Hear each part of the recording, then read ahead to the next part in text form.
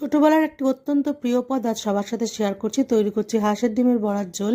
সেজন্য একটা হাঁসের ডিমে পরিমাণ মতো পেঁয়াজ কুচি, লাল লঙ্কার গুঁড়ো, কাঁচা লঙ্কার কুচি, 2 টেবিল চামচ নারকেল বাটা, পরিমাণ মতো নুন, হলুদ আর গ্রেট করা আদা, সেই সঙ্গে 2 চামচ বেসন দিয়ে ভালো করে ফেটিয়ে নিলাম। রান্নাটা সম্পূর্ণ সর্ষের তেলে হবে, সেজন্য গ্যাস অন করে প্যানে গরম করে বড়াগুলো ভেজে নেব। আমি সর্ষের তেলে বড়াগুলো ভাজছি, আপনারা চাইলে সাদা তেলে বড়া ভেজে তুলে নিতে পারেন। এখন ওই তেলে একটা আলুর টুকরো দিয়ে নুন হলুদ দিয়ে ভেজে তুলে রাখছি।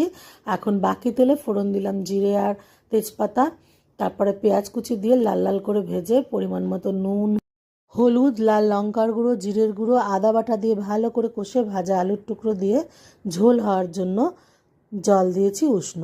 তারপর ফুটে উঠলে বড়াগুলো এতে ছেড়ে দিয়ে ভালো করে ফুটিয়ে গরম মশলার গুঁড়ো দিয়ে নামিয়ে নিলাম হাঁসের ডিমের বড়ার ঝোল। এই হাঁসের ডিমের বড়া আমার পছন্দের পাশাপাশি আমার বাবারও খুব পছন্দের ছিল।